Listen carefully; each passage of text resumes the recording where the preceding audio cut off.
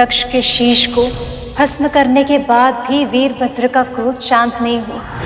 उनकी चित्कार सुन के ही भद्रकाली समझ गई यदि शीघ्र उन्हें वहां से नहीं ले जाया गया तो उनका रौद्र रूप और भी भयंकर हो जाएगा। और तब वो उन्हें लेकर गोदावरी नदी के किनारे आ गई और उस बहते हुए जल में उन दोनों ने अपने रक्त रंजित अस्त्रों को धोए।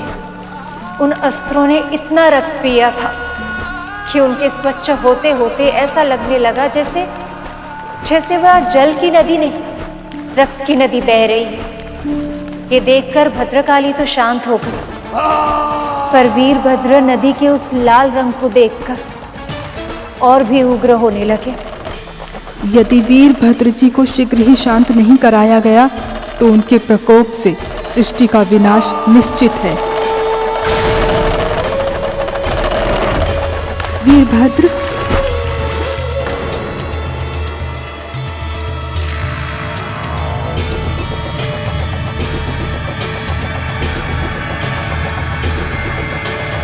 देवी भद्रकाली इतनी शीघ्र इतनी शांत कैसे हो गई? उन्हें शांत देखकर मुझे भी विचित्र शांति का आभास हो रहा है। संसार का सत्य यही है, स्त्री की शक्ति से ही संभव कि जब पुरुष उसका शांत रूप देखता है तो वह अपना सारा क्रोध, अपना सारा मानसिक संताप भूल जाता है। जब पुरुष कार्य समाप्त करके घर लौटता है और स्त्री उसका मुस्कुराकर स्वागत करती है तो उसका चित्त शांत हो जाता है।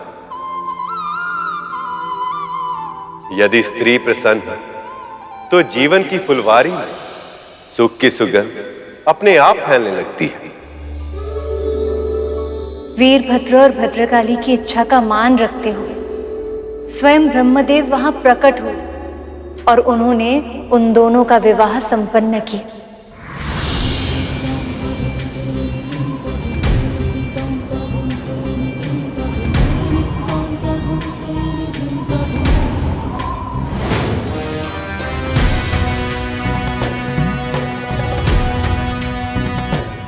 क्या आप मुझसे विवाह करेंगी देवी?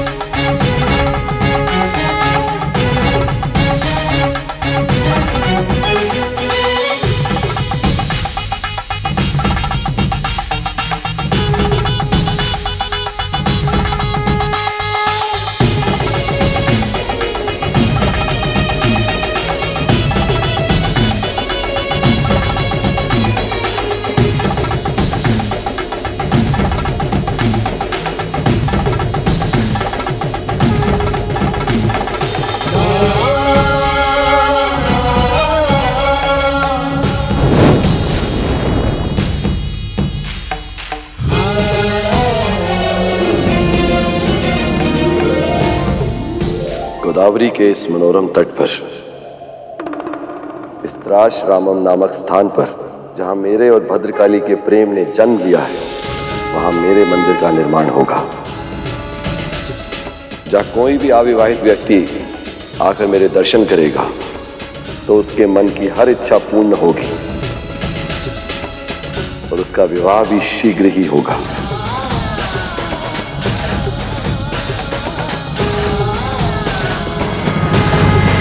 शिव का आंशिक रूप तो शांत हो गया, पर शिव देवी सती के बिना अभी भी अकेला और अधूरा महसूस कर रहे थे।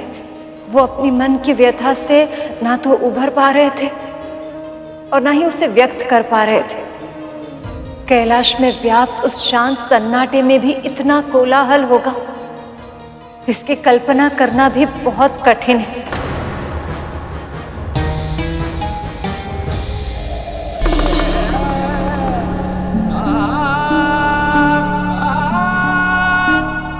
आप मेरे जीवन के अभिन्न अंग है महादेव।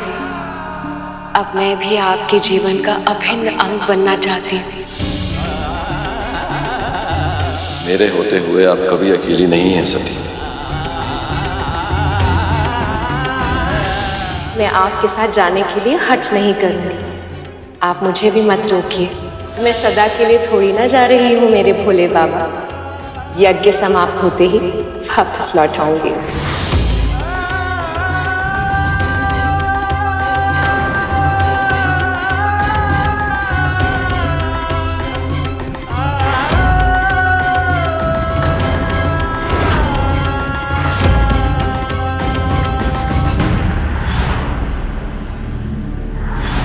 मुझे क्षमा कर दीजिए सखा, मैं उनकी रक्षा नहीं कर पाया।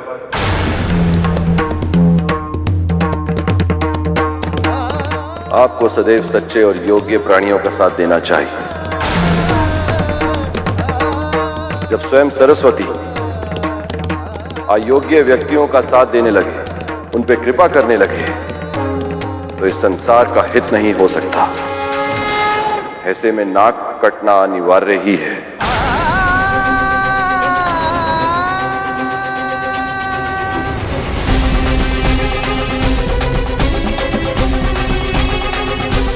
मुझे क्षमा कर दीजिए प्रभु, मुझे क्षमा कर दीजिए।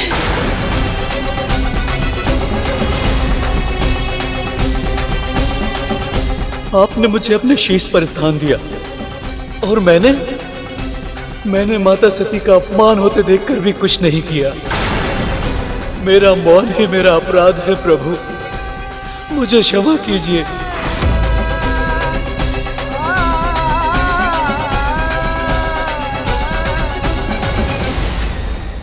जब भगवान स्वयं किसी को उच्च स्थान दे, तो उसे उस स्थान की, उस भगवान की और उस उपलब्धि की मर्यादा रखनी चाहिए। जो ऐसे अभूतपूर्व सम्मान के बाद भी मर्यादाहीन आचरण का साथ दे, उसका पतन तो निश्चित है चंद्रदेव। मुझसे बहुत बड़ा अपराध हुआ है प्रभु, अब बस एक ही विनती है, दया कीजिए, मुझे क्षमा कर दीजिए प्रभु। हे महादेव, सभी देवताओं को अपनी भूल का आभास हो चुका है। ये लज्जित है, क्षमा प्रार्थी है और आपकी कृपा के आकांक्षी है। हमें क्षमा कर दे सका, हमें क्षमा कर दीजिए प्रभु।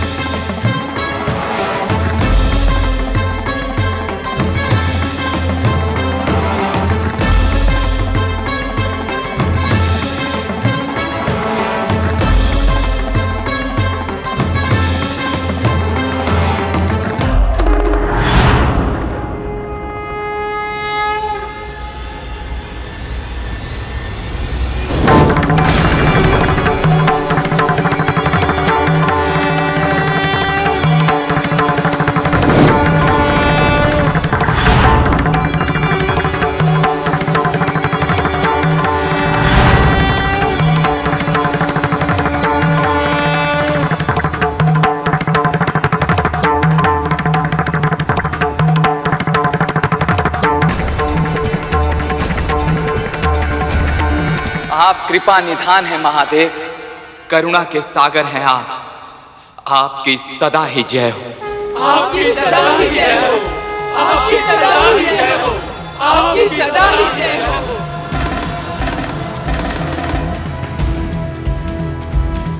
एक विनती और है सखा, दक्ष की मृत्यु के कारण महायज्ञ बीच में ही रुक गया था।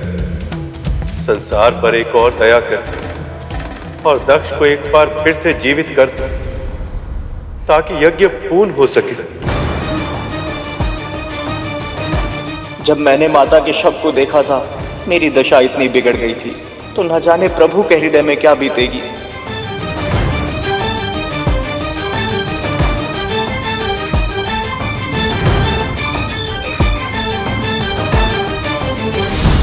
परंतु प्रभु आप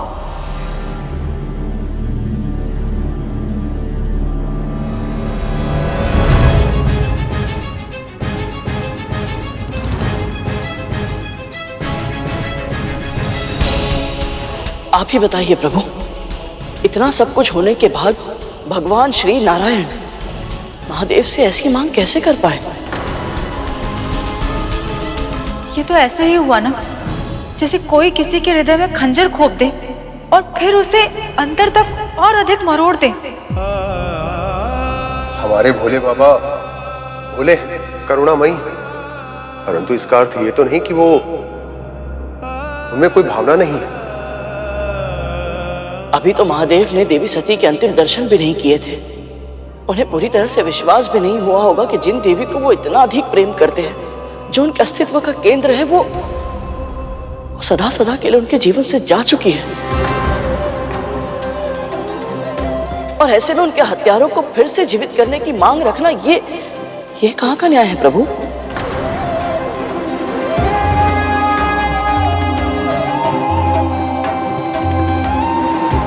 हम मानवों और महादेव के बीच यही अंतर है। जब हमारे साथ कुछ बुरा होता है तो हम हमारे अतिरिक्त किसी और के बारे में सोच ही नहीं पाते। पर महादेव, वो तो परम पिता है, और पिता चाहे कितने भी दुख में क्यों न जूझ रहे हो, पर सबसे पहले वो अपने संतानों के हित के बारे में विचार करते। महादेव ने भी ऐसा ही किया।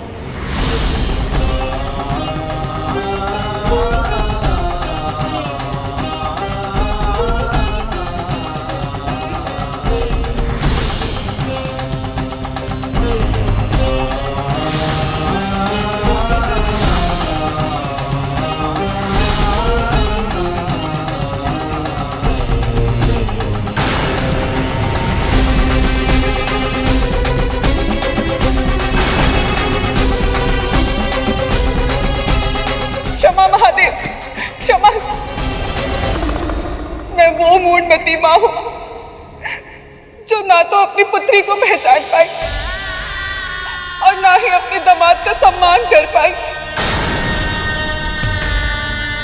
मैं माँ होने का कर्तव्य नहीं निभा पाई और आज इस अपराध का बहुत कड़ा दंड मिला है मुझे। पर सत्य तो ये है कि इस दंड के योग्य हूं मैं, किंतु हे महादेव, एक पत्नी होने के रूप में मैंने अपने पति की अर्धांगिनी होने का पूरा प्रयास किया है। सच्चे अर्थों में सदैव उनका साथ दिया, अपना कर्तव्य पूरी निष्ठा से निभाया है मैंने। और इसीलिए एक सुहागिन होने के नाते मैंने आज तक जो भी पूजा अर्चना, जप व्रत तप किए, उनका फल दीजिए मुझे महादेव। मेरे पति को पुनः जीवित कर दीजिए, पुनः जीवित कर दीजिए।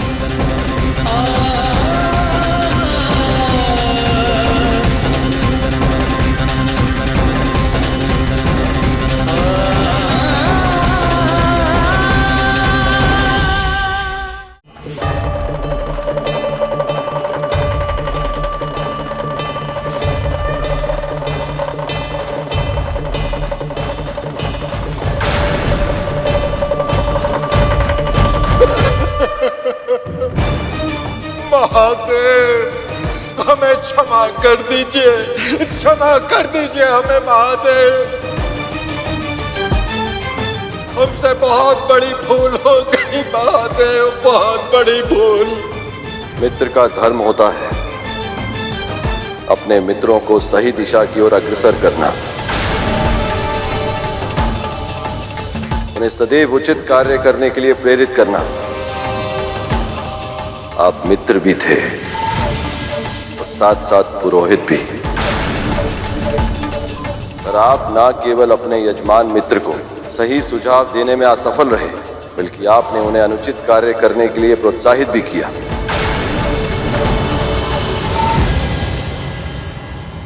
उसी का दंड मिला है आपको महर्षि। ऋषियों की दाढ़ी ज्ञान का प्रतीक होती है। आपके अपराध के कारण आप वो भी गवा बैठे।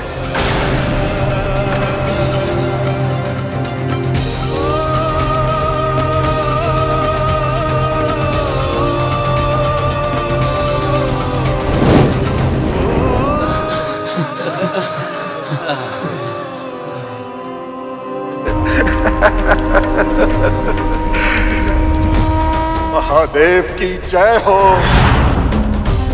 आपकी सदा ही जय हो। महादेव की जय हो। आपकी सदा ही जय हो। महादेव की जय हो।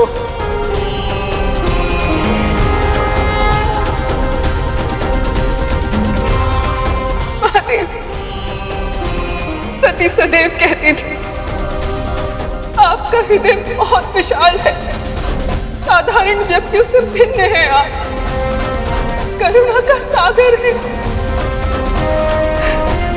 मेरी प्रार्थना है आपसे, जो हुआ उसे भूलकर इन्हें प्राण दान दे, इन्हें पुनः जीवित कर दीजिए महादेव, पुनः जीवित कर दीजिए। आपके पति का शीश भस्म हुआ है और सृष्टि के नियमों के अनुसार मैं उस शीश को फिर से उत्पन्न नहीं कर सकता। आपके कारण ही सती को सबसे पहले मेरा ज्ञान हुआ। अनजाने में ही सही, मुझे खोजने में, मुझे जानने में आपने उनकी सहायता भी की थी। इसलिए मैं आपका ऋणी हूं देवी, और ये ऋण मैं आपके पति के प्राण लौटाकर चुकाऊंगा।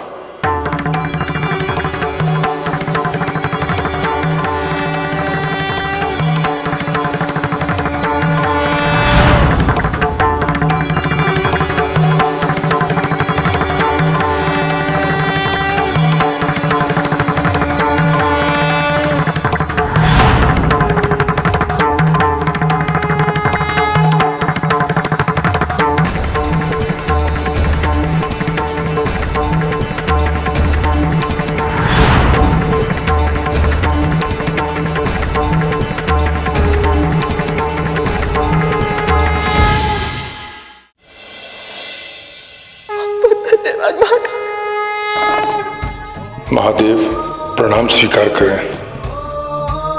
मुझ मूर्ख को, मुझ नराधम को क्षमा कर दीजिए प्रभु। आप प्रजापति दक्ष हैं।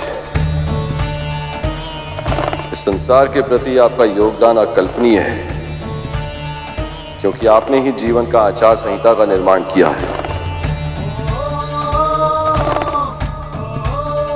ध्यान, पूजा, जप, व्रत, इन सभी नियमों का निर्माण करके आपने समाज को नियम और अनुशासन भी सिखाया है। और सदैव स्मरण रहे प्रजापति, जब अधिक शक्ति होती है तो दायित्व और भी बढ़ जाता है। आपने सदैव पशु जाति को तुच्छ दृष्टि से देखा। आज उन्हीं में से एक ने आपको नवजीवन का दान दिया है।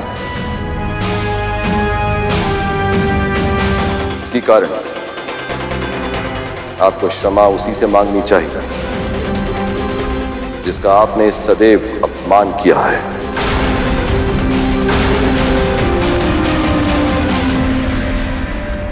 नंदी, श्रृंगी, आप सभी का दोषी हूं मैं, पर अब सच्चे हृदय से आप सबसे क्षमा मांगता हूं। कृपया मेरा अपराध क्षमा कर दीजिए।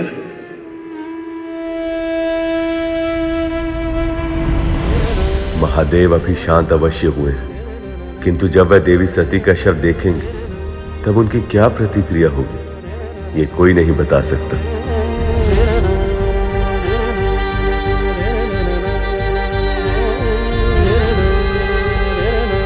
यदि देवी सती के शव को देखकर पुनः महादेव का क्रोध जागृत हुआ तो इस सृष्टि के महाविनाश को रोकना असंभव हो जाएगा। सती,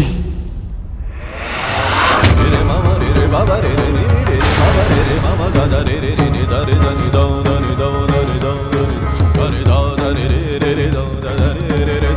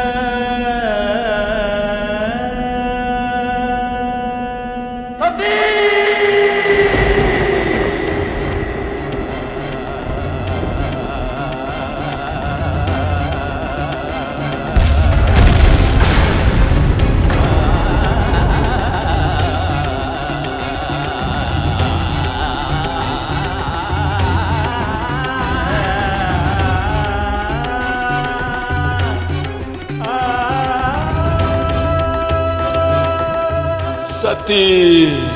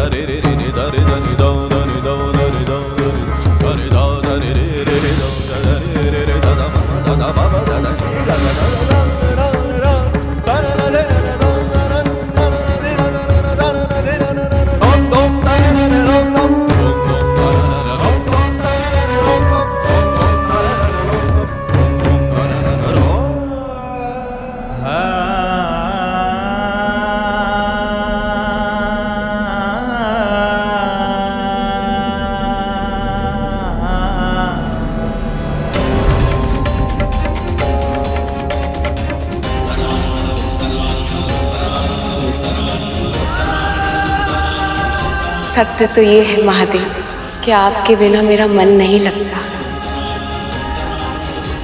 भूख, प्यास, निद्रा, ये सारी आवश्यकताएं मुझे व्यर्थ लगती हैं।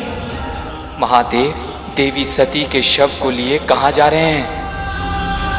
ना जाने अब क्या नया संकट आएगा इस सृष्टि पर।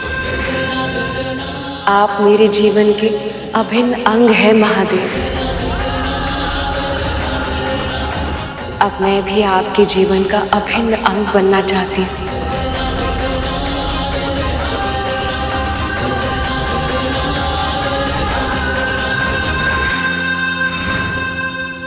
पर बहन, एक बात समझ नहीं आई, जब भोले बाबा ने सबको ठीक कर दिया तो फिर सती को काहे ठीक ना किया? क्योंकि देवी सती ने घोषणा की थी कि वो दाक्षायणी रूप में जीवित नहीं रहना चाहती थी। बिना आमंत्रण के अपने पिता के घर आने का हट करके जो उन्होंने अपराध किया था, उसके लिए उन्होंने अपने लिए यही दंड चुना था। ऐसे में महादेव को उनकी इच्छा का सम्मान तो करना ही था।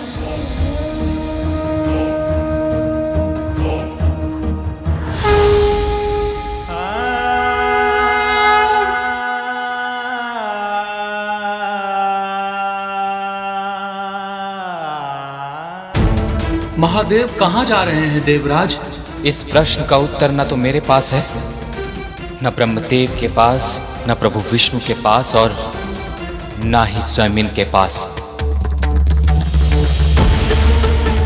मुझे भय हो रहा है कि इस समय काल भी इस आशंका से घबराया हुआ है कि कहाँ जा रहे हैं वो और अब क्या करेंगे महादेव।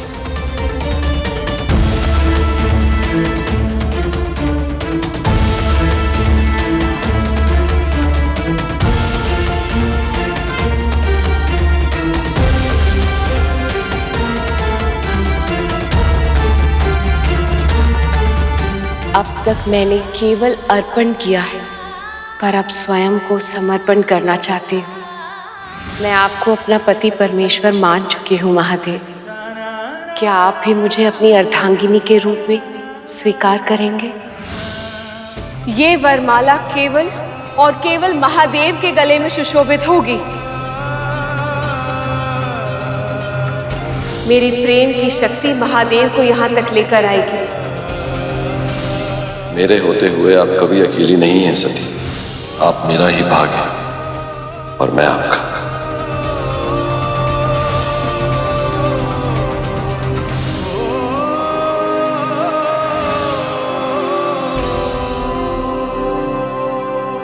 मुझे क्षमा कर दीजिए प्रिय। मैं आपके प्राणों की रक्षा करने में विफल रहा और अब इतना विलंब हो चुका है कि मैं चाहकर भी कुछ नहीं कर सकता। प्रिय, शिव हूं मैं, आज केवल शव समान। ये कैसी विवशता है कि आज मैं अपने प्रिया को जीवन भी नहीं दे सकता,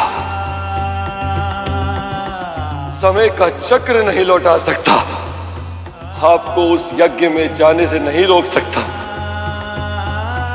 मैं क्या करूं प्रिय, मैं क्या करूं?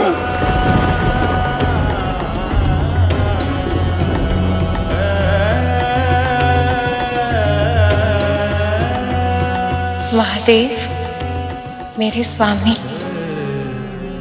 आप मेरे बिना कैसे रहेंगे? अब कौन करेगा आपकी ये सेवा?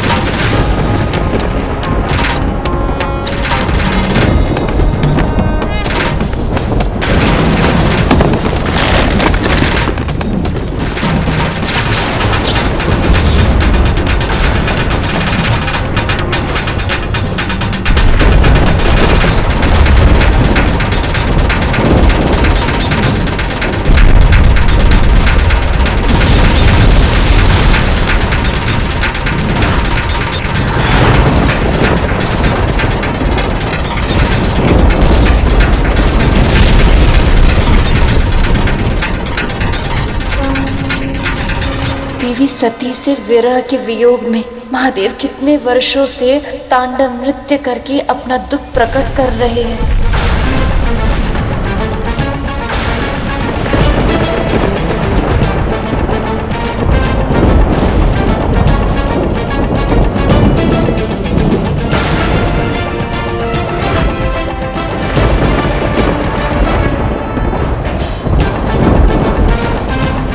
यदि महादेव ने अपना तांडव शीघ्र ही नहीं रोका तो घोर अनर्थ हो जाएगा।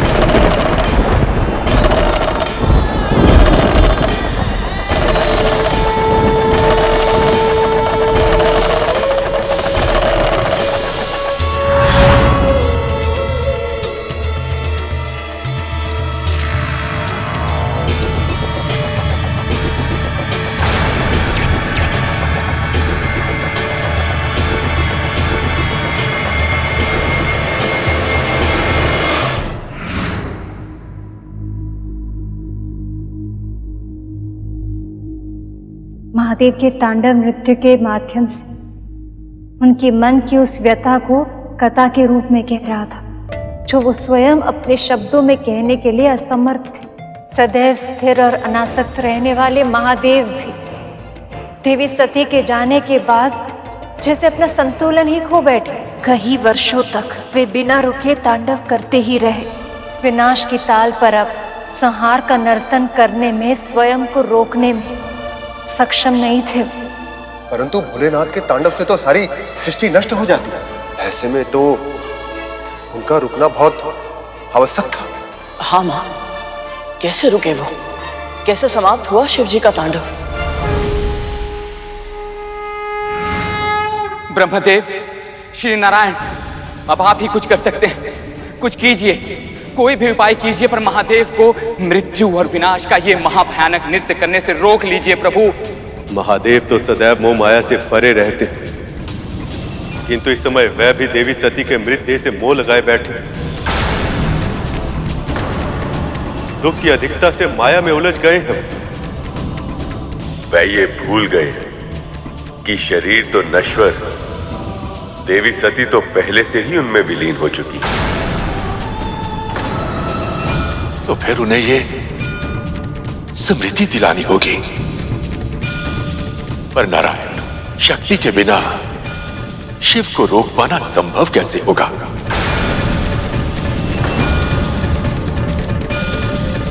हे नारायण, अब तो आप ही से आशा है। आप ही हैं जो इस समस्या का समाधान निकाल सकते हैं।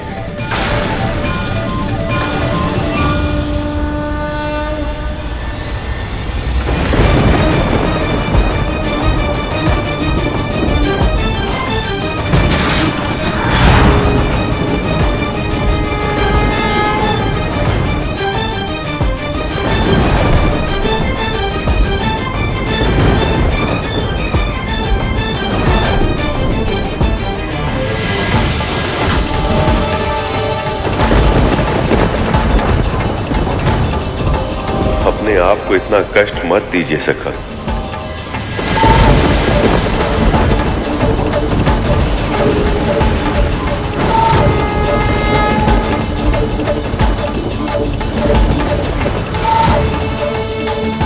हे सखा, मुझे क्षमा करिए। इस सृष्टि की सुरक्षा के लिए मुझे ये करना पड़ रहा। इसके सिवा मेरे समक्ष और कोई विकल्प नहीं।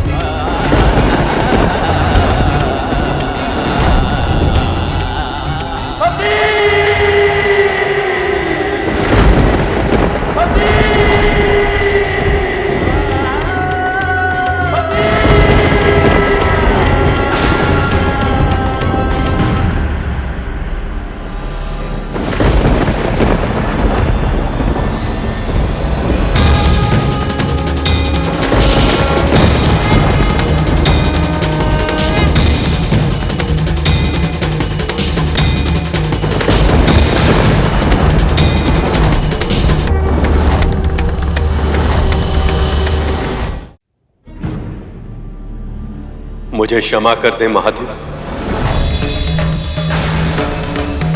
आपके तांडव के कारण संसार का विनाश हो रहा था, इसलिए प्राणी मात्र की रक्षा के लिए मुझे इतने कठोर निर्णय का आश्रय लेना पड़ा। देवी सती के देह के विभाजित खंड जहां जहां गिरे, वो सभी स्थान आज से शक्ति पीठ के नाम से जाने जाएंगे।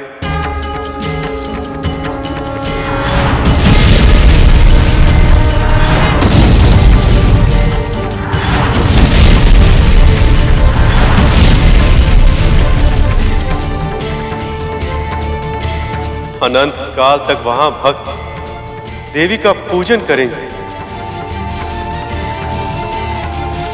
उनका स्मरण, उनका ध्यान, उनकी सेवा करेंगे। इन सभी 51 शक्ति पीठों में जब भी कोई भक्त पूरी श्रद्धा से देवी की आराधना करेगा तो उसका कल्याण अवश्य होगा। आदि शक्ति देवी सती स्वयं उसे आशीर्वाद देंगी।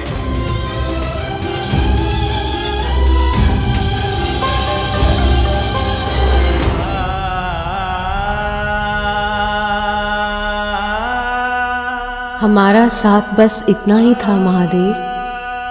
आपकी छवि को अपने हृदय में बसाकर आपसे विदा ले रही हूँ।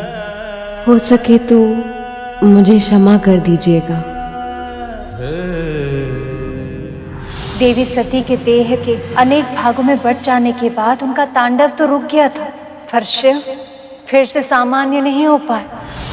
संसार से विरक्त होकर वो गहन समाधि में लीन हो गए।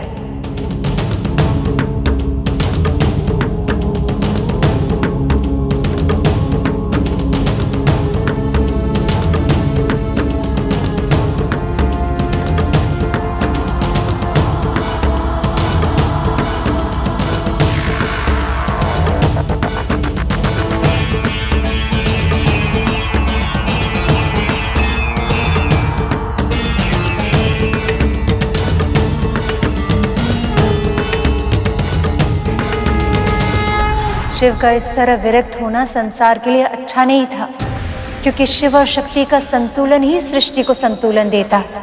जब वो दोनों एक दूसरे से दूर हो गए तो सृष्टि शक्ति विहीन हो जाती है, पाप बढ़ने लगता है, बुराई प्रकट होने लगती है और विनाश निश्चित हो जाता है।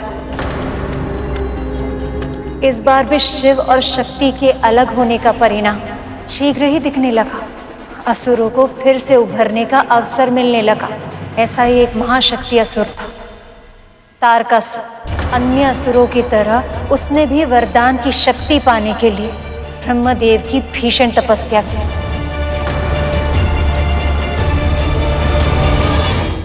ओम वेदात्मने विद्महे हिरण्यगर्भाय धीमहि तन्नो ब्रह्मा प्रचोदयात्। ओम वेदात्मने विद्महे हिरण्यगर्भाय धीमहि तन्नो ब्रह्मा प्रचोदयात्।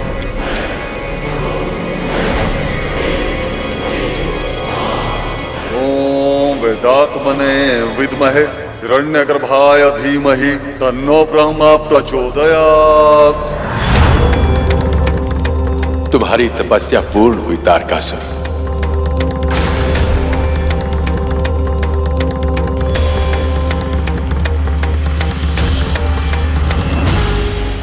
प्रणाम ब्रह्मदेव। कल्याण हो।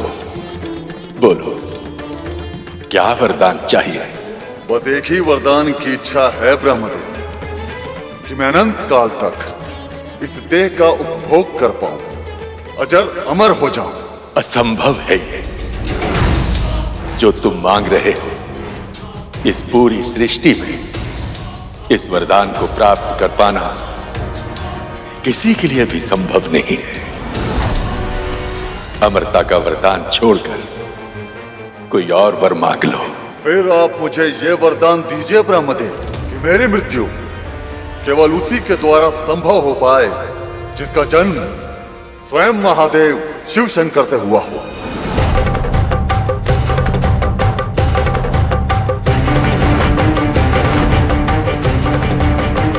तथास्तु।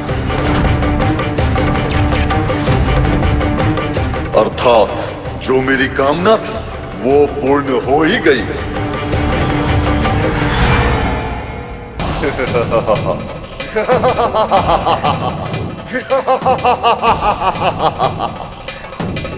ना चाहते हुए भी आपने मुझे अमर बना ही दिया ब्रह्मदेव।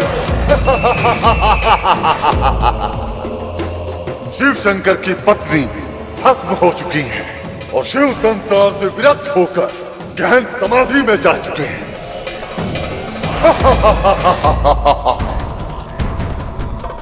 ऐसे में उनके पुत्र का जन्म होगा भी तो कैसे? और जो जन्म ही नहीं लेगा वो मुझे मारेगा कैसे?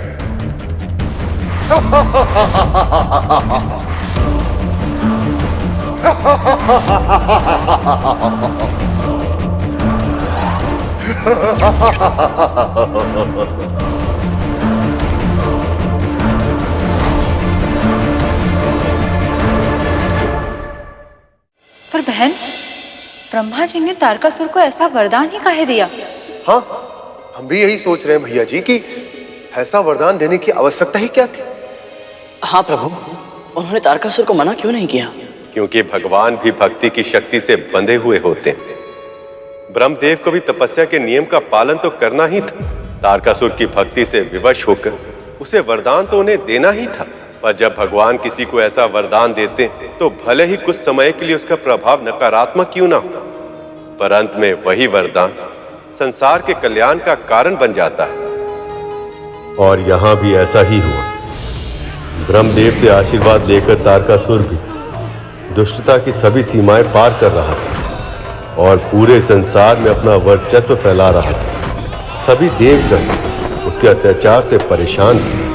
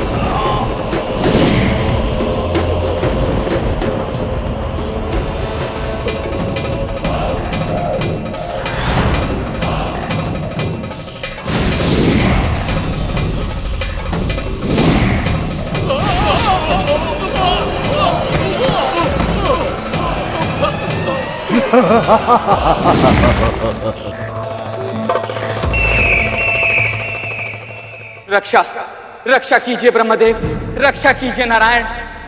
तारकासुर का उत्पात बहुत बढ़ गया है प्रभु। हमने बहुत प्रयास किया परंतु हम सब मिलकर भी उसे रोकने में विफल रहे।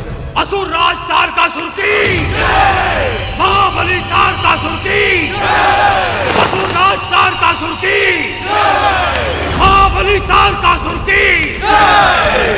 हमें स्वर्ग से निष्कासित करके उस तारकासुर ने स्वर्ग के सिंहासन पर अपना अधिकार कर लिया है प्रभु।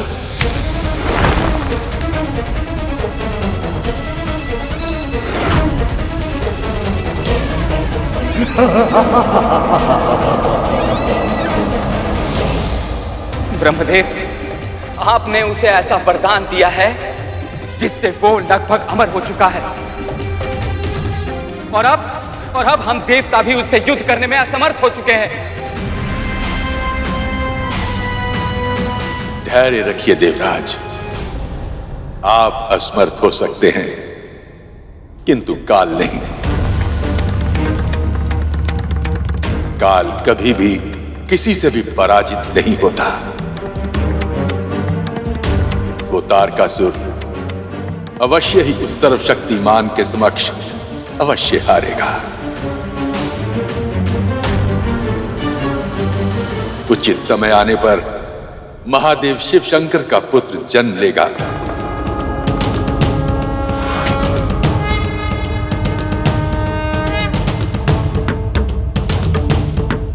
और तारकासुर का अंत अवश्य करेगा। पर यह कैसे संभव है ब्रह्मदेव? देवी सती महादेव में लीन हो चुकी हैं और महादेव समाधि में है।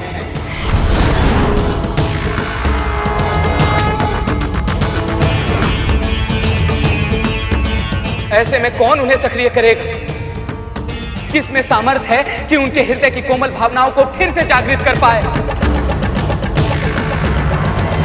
आदि शक्ति सर्वसमर्थ है देवराज।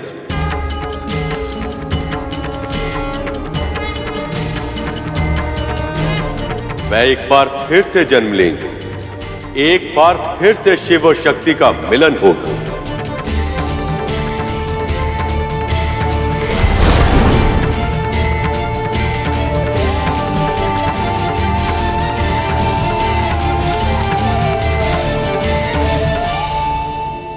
पहाड़ों के राजा हिमवंत और उनकी पत्नी महारानी मैना की पुत्री के रूप में श्री माता फिर से प्रकट होंगी।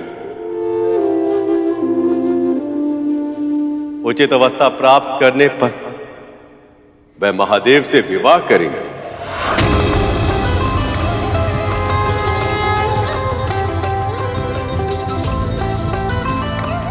आपको जानकर सुखद आश्चर्य होगा कि महाराज हिमवंत और महारानी मैना पहले से ही श्री माता का व्रत आरंभ कर चुके हैं।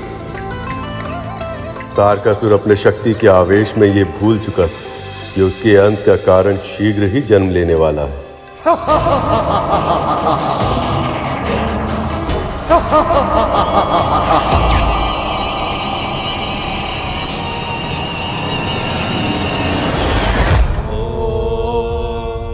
श्री मात्रे नमः।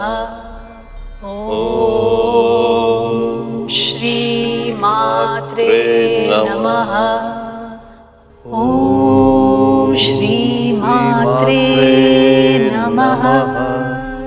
ओम श्री मात्रे नमः। महारानी मैना और महाराज हिमवंत दोनों आदि शक्ति की पूजा करते थे।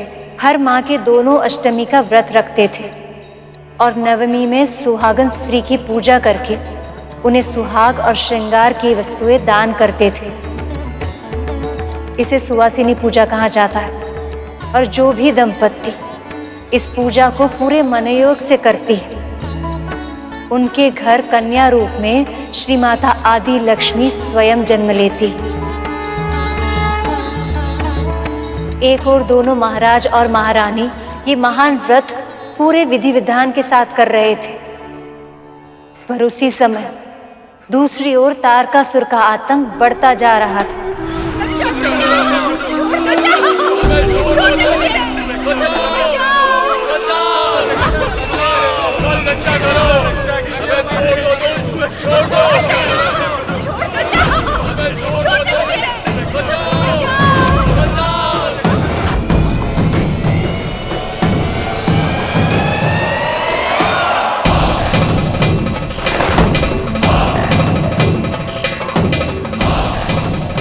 ना जाने श्री माता कब प्रसन्न होगी, कब उनका जन्म होगा, कब महादेव से उनका मिलन होगा और कब वो उन्हें विरक्त की अवस्था से बाहर लाएंगे।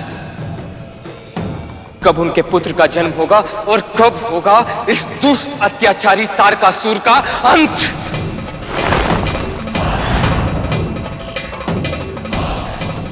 ओम श्री मात्रे नमः। ओम श्री मात्रे नमः। ओम श्री मात्रे नमः।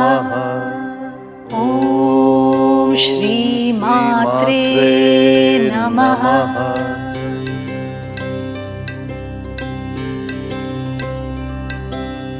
बड़े प्रयत्न और भक्ति के बाद मां आदिशक्ति ने मैना देवी और महाराज हिमवंत को दर्शन दिया।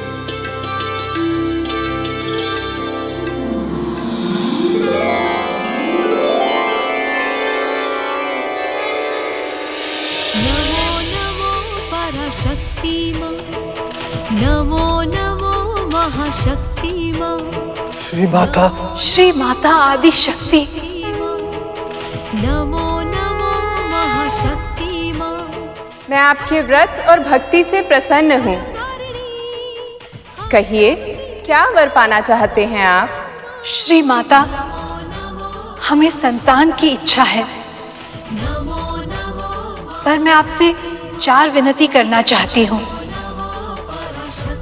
मेरी पहली विनती ये है कि मुझे ऐसी पुत्री चाहिए जिसमें तीनों लोकों के संचालन की शक्ति हो।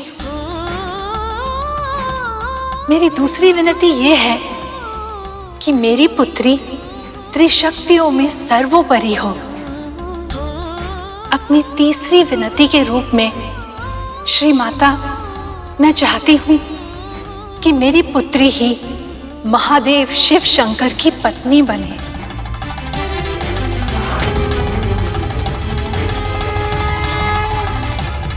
अर्थात आप दोनों मुझे ही अपनी पुत्री के रूप में प्राप्त करना चाहते हैं। हाँ माता, हमारी यही इच्छा है।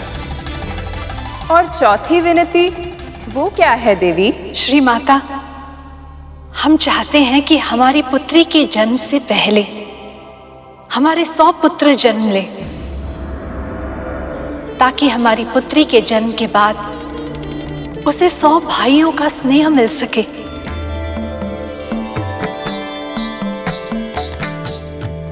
यदि मैं आपको 100 पुत्रों के गुणों के बराबर एक पुत्र प्रदान करूं, ताकि शीघ्र ही आपके घर में पुत्री के रूप में जन्म ले सकूं, तो क्या आपको स्वीकार होगा?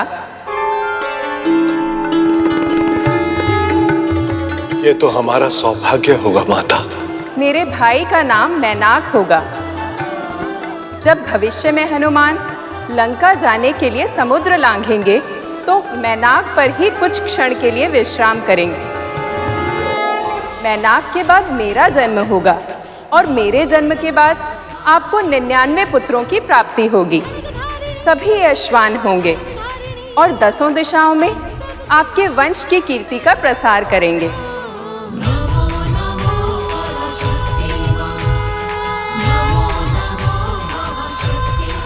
इस प्रकार आदिशक्ति के वरदान के फल स्वरूप महारानी मैना के घर मैनाक का जन्म हुआ और फिर शीघ्र ही आदिशक्ति के जन्म का समय भी आ गया।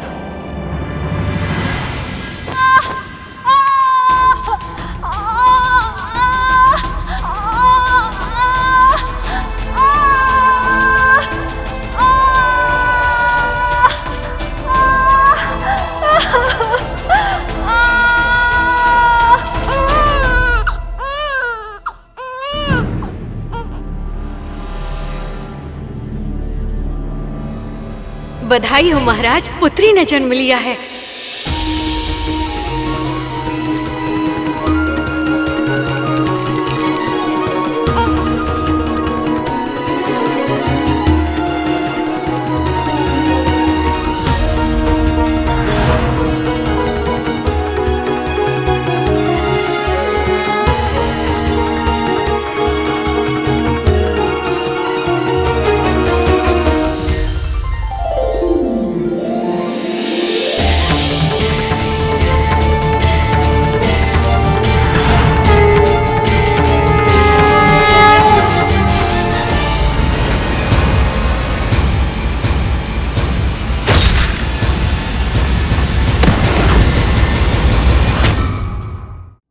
चैत्र माह के शुक्ल पक्ष की नवमी तिथि को मध्य रात्रि में मृगशीरा नक्षत्र में श्री माता का जन्म हुआ।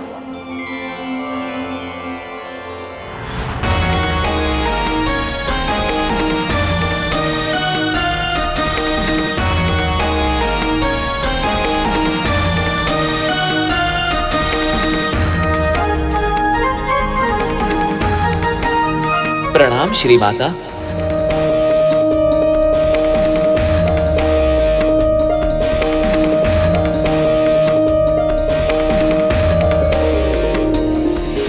आपकी पुत्री श्याम वर्ण की है, इसलिए इन्हें काली के नाम से पुकारा जाएगा।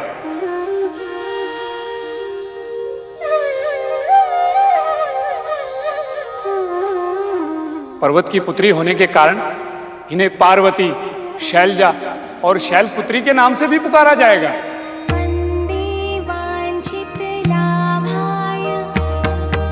बड़ी होकर एक निश्चित आयु प्राप्त करने के पश्चात जग पिता महादेव शिव शंकर की अर्धांगिनी बनेंगी।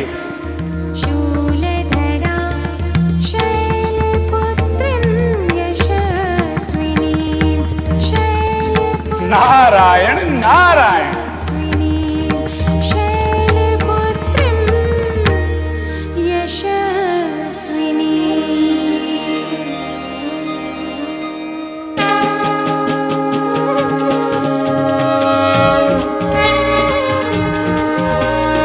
मैं धन्य हो गया श्री माता, धन्य हो गया।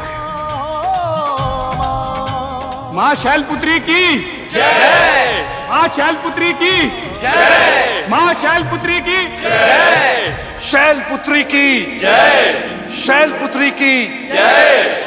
महाराज हिमवंत और महारानी मैना ने पुत्री के जन्म के लिए बहुत अधिक प्रार्थना की थी और इसीलिए उन्हें माँ ललिता के अवतार के माता पिता बनने का सौभाग्य प्राप्त हुआ। और सत्य तो ये है कि जब किसी साधारण दंपत्ति को भी कन्या रत्न की प्राप्ति होती है तो उसमें भी श्री माता का अंश होता है।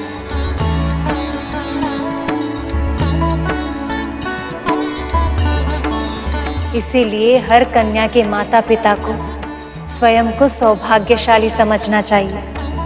अपने भीतर छिपी दिव्यता के कारण इस संसार की हर कन्या पूजनीय होती है।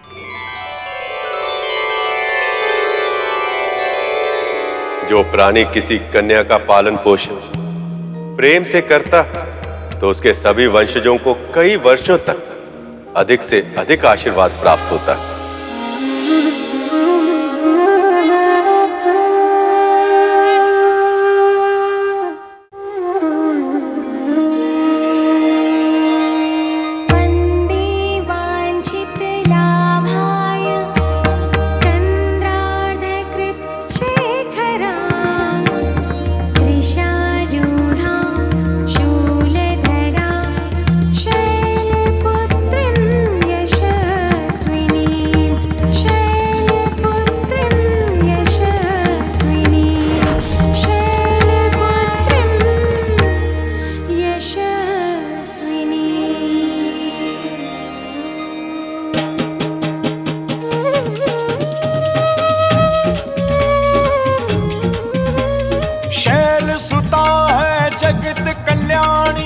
जय मां शैलपुत्री, कठिन तप किया मात पिता ने तो जन्मी बन के पुत्री।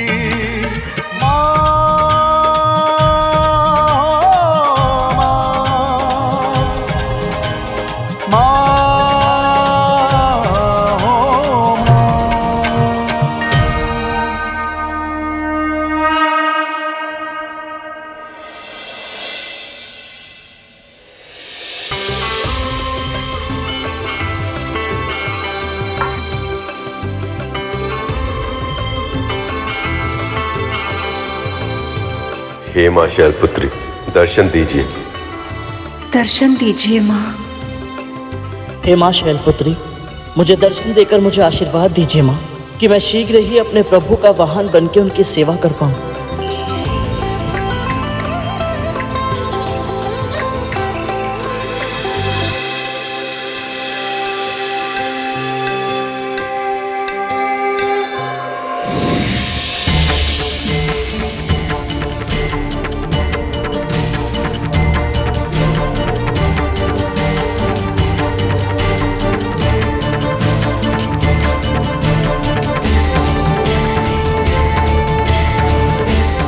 आप सबकी पूजा और भक्ति से प्रसन्न हूं। सुपर्ण, तुमने मेरे इस व्रत का पालन किया। निसंदेह तुम्हारा ये लक्ष्य पवित्र है, पर तुम इसमें सफल होकर अपनी नियति को प्राप्त कर पाओगे या नहीं, ये तुम्हारी इच्छा शक्ति पर निर्भर करेगा। किसी भी कार्य को आरंभ करना सरल होता है पुत्र, परंतु उसे निरंतर करते रह पाना कठिन।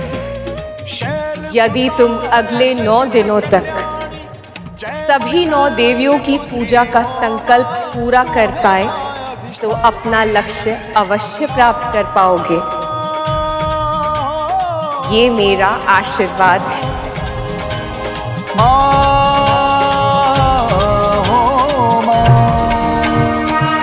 जब से हमारा पुत्र चला गया है, हमारा भक्ति से विश्वास ही उड़ गया था और पुत्र को वापस पाने की आशा भी हम खो चुके थे। पर आपकी भक्ति के साथ साथ वो आशा भी पुनः जाग गई है और हमें पूरा विश्वास है कि आप हमारे पुत्र को भी शीघ्र ही हमारे पास लौटा देंगे।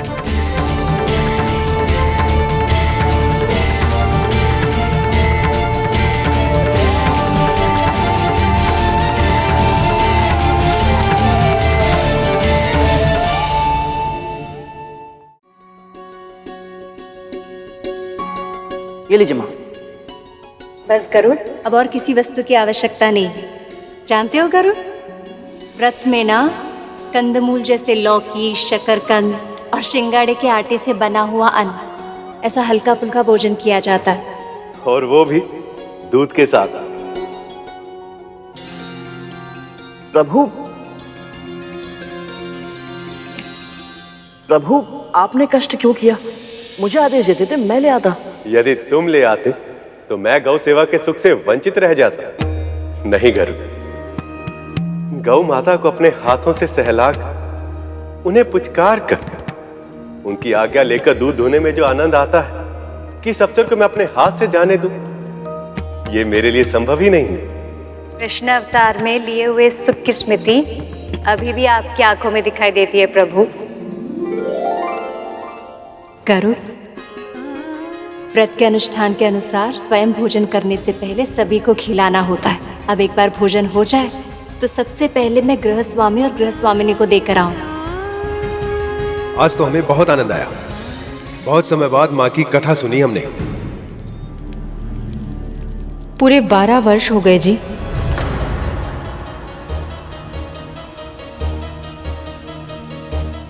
हम जानते हैं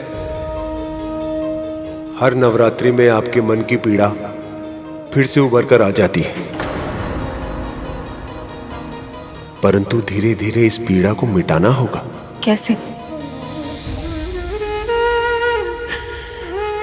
कैसे भूल जाए उसे जिसे 9 महीने अपने कोख में रखा है, जिसका पालन पोषण न केवल अपने दूध से बल्कि अपने रक्त से किया है, अपने प्राणों से अधिक जिसे प्रेम किया है, उसे कैसे भूल जाए जी? आप बतलाइए, क्या आप भूल सकते हैं वो दिन जिस दिन आपके हृदय का अंश आपको और हमें छोड़कर न जाने कहां चला गया? बतलाइए ना, करिएगा ऐसा।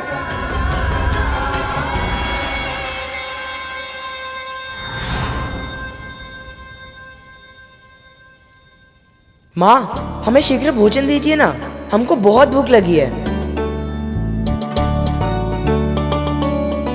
फिर से रसोई में बिना पैर धोए आ गए। कितनी बार मना किए हैं हम आपको? हाँ, हर चीज में मना करती रहती है। बिना पाँव धोए रसोई में ना आए, हलवाई से लेकर मिठाई ना खाए, सूर्यास्त के बाद घर से बाहर ना निकले। केवल आप ही हमें रोक टोक करती रहती है। बावला हो गए आप। आपको कितनी बार समझाया है हमने, आप अपनी माँ से इस प्रकार बात ना किया कीजिए। समझ नहीं आती आपको? यदि माँ आपको किसी काम के लिए मना करती है तो आपके भले के लिए ही करती होगी ना। हम अब बड़े हो चुके हैं, आप दोनों हमेशा मुझे डांटते रहते हैं। आपको ये बात समझ में नहीं आती है क्या कि हम अपना भला बुरा समझने के सक्षम हो गए हैं? ठीक है, हमको भी नहीं रहना यहाँ पर। अरे पुत्र, रुकिए, कहाँ जा रहे हैं? कम से कम भोजन तो करके जाइए। डांट खा ली है और भूख नहीं है। हर बात पे रोक टोक करती हैं, डांटती फटकारती है और फिर प्रेम करने का स्वांग भी करती है। आप बहुत बुरी माँ है। मैंने आपसे बुरी माँ आज तक नहीं देखी।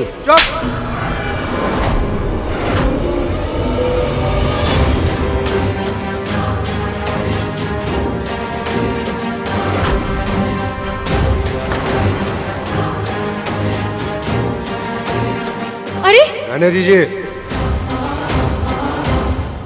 क्रोध शांत होगा तो लौट आएंगे, ना तो कहां जाएंगे इतने बड़े संसार में।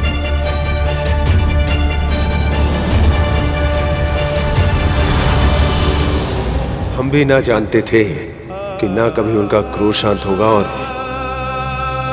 ना कभी वो वापस आएंगे। लीजिए, आप हमें संभलने के लिए कह रहे थे और आप स्वयं ही।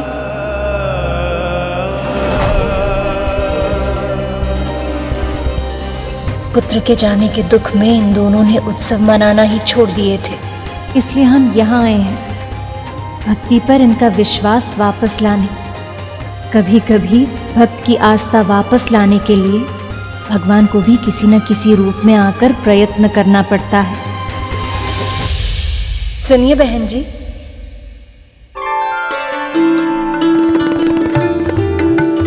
अरे बहन जी आप, वो क्या है ना, हम आप दोनों के लिए प्रसाद लेकर आए थे। ये लीजिए। इस सब की क्या आवश्यकता थी? अरे आवश्यकता तो हमारी थी, जिन्हें आप लोगों ने इतनी सरलता से पूरी कर दी। ये तो केवल स्नेह है। अब आप इतने स्नेह से लाई हैं तो मैं इसे ले लेती हूँ। आप लोग इसे चख के देख लीजिए ना कि भोजन ठीक बना या नहीं, नमक अधिक है या कम है। वो क्या है ना, इन्हें परोसने से पहले मैं भोजन सुधार लूंगी। जी, आप भीतर आइए।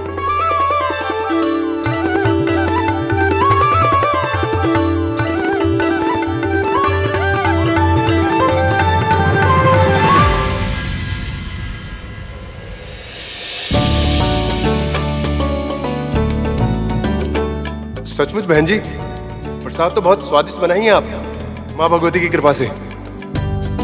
धन्यवाद। आज नींद बहुत अच्छी आएगी।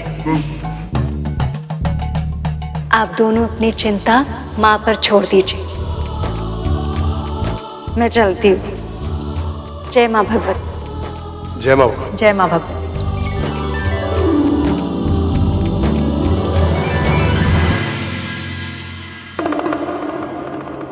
मूषक जी, प्रसाद तो केवल बहाना था। मामी श्री के शास्त्री जी के घर जाने का उद्देश्य तो उनके दुखों का कारण जानना था, ताकि वो उनकी सहायता कर सकें। और इसी उद्देश्य से मामा श्री और मामी श्री उन्हें नव दुर्गा की कथा सुना रहे हैं, ताकि उनके सारे दुख दूर हो सकें।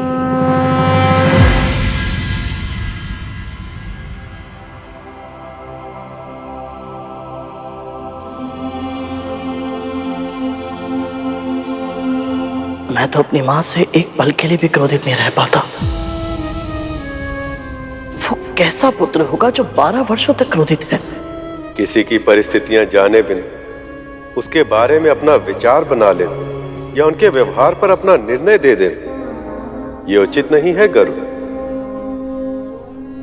और यदि किसी व्यक्ति से भूल हो जाए और उस भूल को सुधार ले तो उसे भूला नहीं कहते। और मुझे पूर्ण विश्वास है श्री माता इस दंपत्ति को कथा सुनने का पुण्य अवश्य देंगी। इन दोनों को अपने पुत्र से अवश्य मिलाएंगी ये।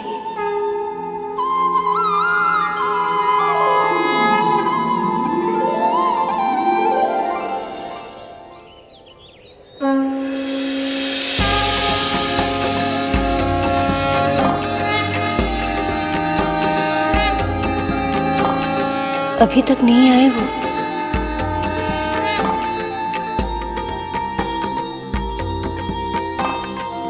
अरे आ गए आप लोग। कल आप कथा ही इतनी सुंदर सुनाए थे बहन जी कि आज हम दोनों अपने आप को रोक ही नहीं पाए। तो चलिए फिर बिना विलंब किए नवरात्रि के दूसरे दिन माँ शैलपुत्री के रूप की कथा सुनते हैं।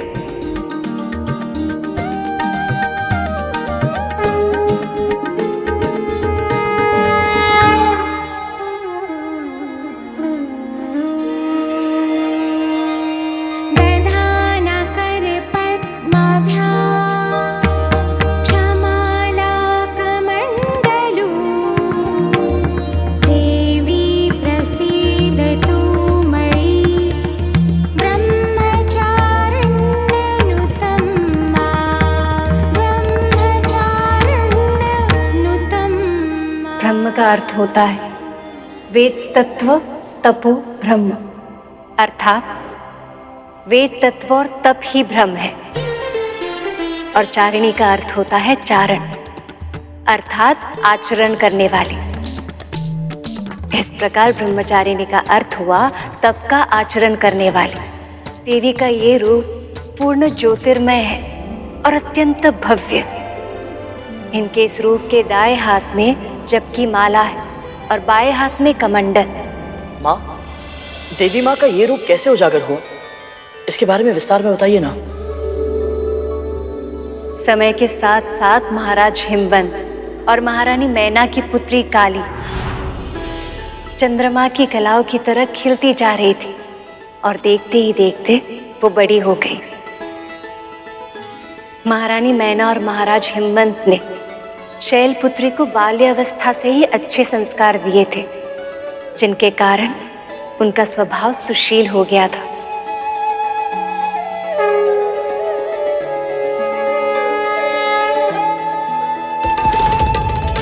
महारानी मैना ने छोटी अवस्था से ही उन्हें तरह तरह के व्रत और अनुष्ठान करना सिखाया था, ताकि शैलपुत्री को वो पति की प्राप्ति हो जिनके लिए उनका जन्म हुआ था।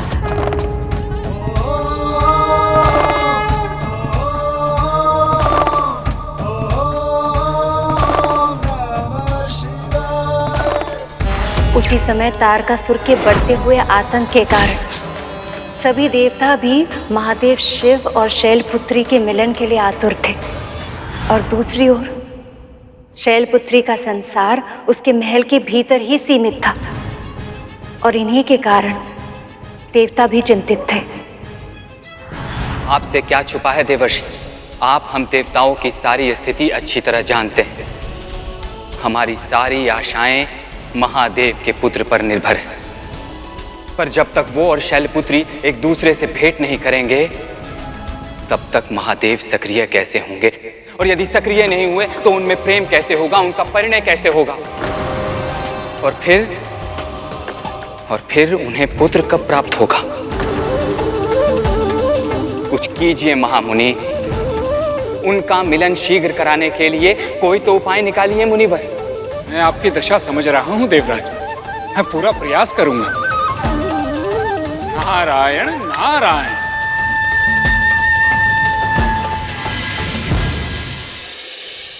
नारायण नारायण।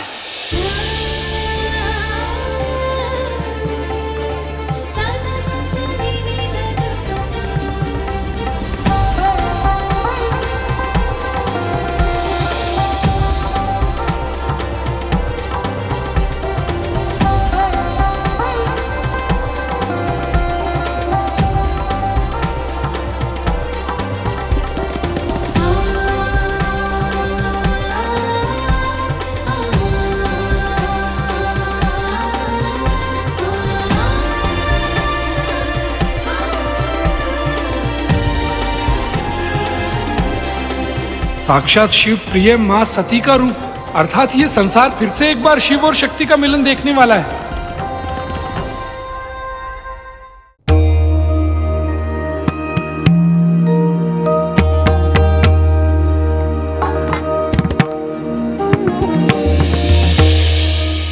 आज्ञा दीजिए मुनिवर, आपके चरण प्रखार कर मैं आपका स्वागत करना चाहती हूँ।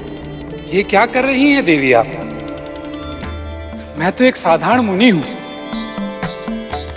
आप तो महामुनि हैं, मैं तो केवल साधारण सी कन्या हूँ। आपको ज्ञात नहीं है देवी कि आप स्वयं महाशक्ति का रूप हो। आपका आदर सत्कार करके मुझे आनंद भी मिलेगा और आशीर्वाद भी। आज्ञा दीजिए मुनिवर।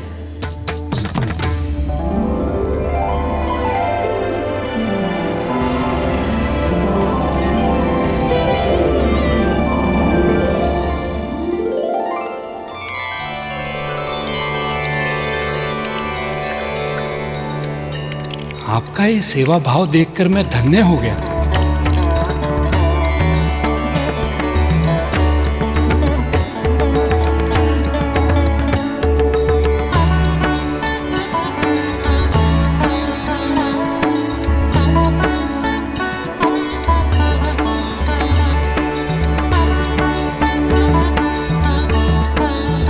आइए मुनिवर।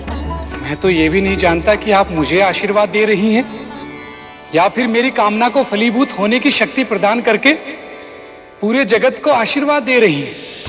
परंतु मेरी कामना है आपका विवाह उन्हीं के साथ हो जिन्हें पति रूप में प्राप्त करने की इच्छा समय आपके हृदय में सहज रूप से प्रकट करे,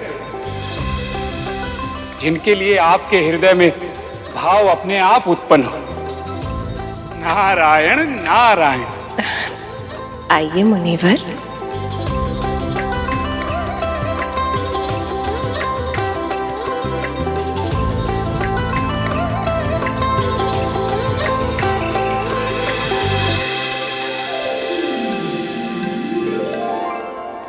मैं पर्वतों का राजा हूं,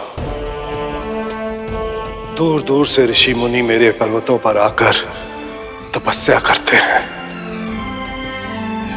उनके आतिथ्य और उनकी सुरक्षा का दायित्व मुझ पर है, किंतु फिर भी तारकासुर के आतंक से मैं उनकी रक्षा करने में असमर्थ हूं, और यही मेरे हृदय में दुख का सबसे बड़ा कारण है।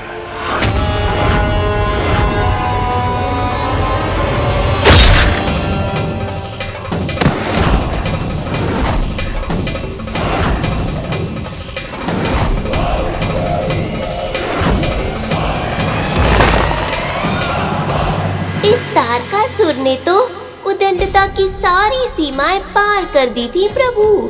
हर पापी की तरह तारकासुर भी अपने पाप का घड़ा भर रहा था, किंतु नियति ने उसके पतन की योजना पूर्व में ही निर्धारित कर ली थी। मैं जानता हूँ आपके सामर्थ्य में जो भी होगा उन ऋषि मुनियों पर होने वाले अत्याचार को रोकने के लिए वो सब आप अवश्य करेंगे, और मुझे इस बात पर पूर्ण विश्वास है। परंतु आज मैं इस बात पर विचार करने नहीं आया हूँ। श्री नारायण की कृपा से मेरे मन में शैलपुत्री के विवाह को लेकर विचार आया है। यदि आपकी आज्ञा हो तो। आप मुनिवर हैं, देव ऋषि हैं, मुझसे कुछ कहने के लिए आपको संकोच करने की आवश्यकता नहीं। आपके ही राज्य में इस महल के निकट एक गुफा है, और उस गुफा में एक दिव्य योगी समाधि लिए बैठे हैं। यदि आप अपनी पुत्री को उनकी सेवा में समर्पित करें तो उसका कल्याण अवश्य होगा। नारायण नारायण।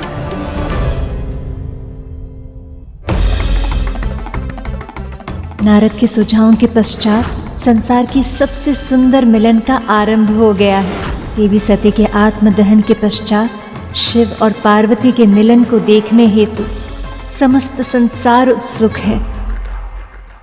फूल जैसी कोमल है वो, आज तक एक पल के लिए भी कभी मुझसे दूर नहीं रही है।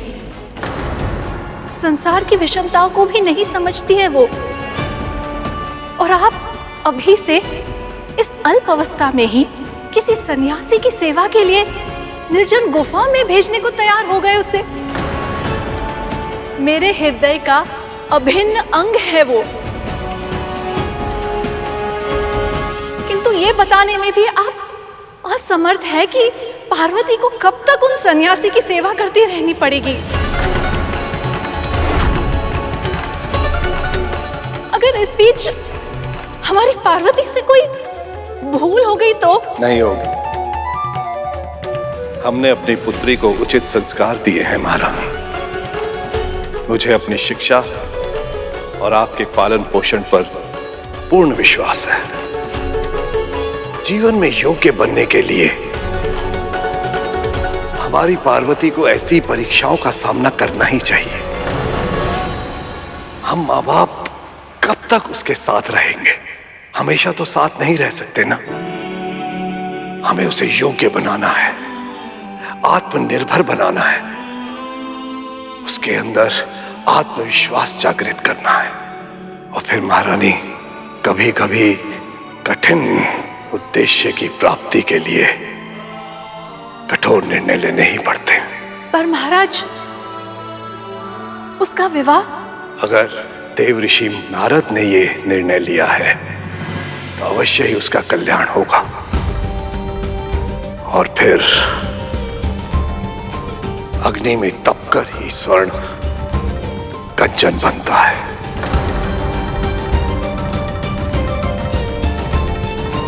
इस ऋषि की सेवा करने से अवश्य मेरी पुत्री का भी उत्थान होगा और उसकी शादी शीघ्र ही शिव जी से हो जाएगी। इस कथा के आरंभ होने की प्रतीक्षा मैं भी आतुरता से कर रहा था। मेरे माता पिता के मिलन तथा तारकासुर के वध की कथा अति रोचक है मूषक जी। आपको भी अत्यधिक आनंद आएगा इस कथा को सुनने में। और इस कथा में गरुण के लिए भी एक अति महत्वपूर्ण सीख छिपी है, जो उसे मामा श्री का वाहन बनने में उसकी सहायता करेगी।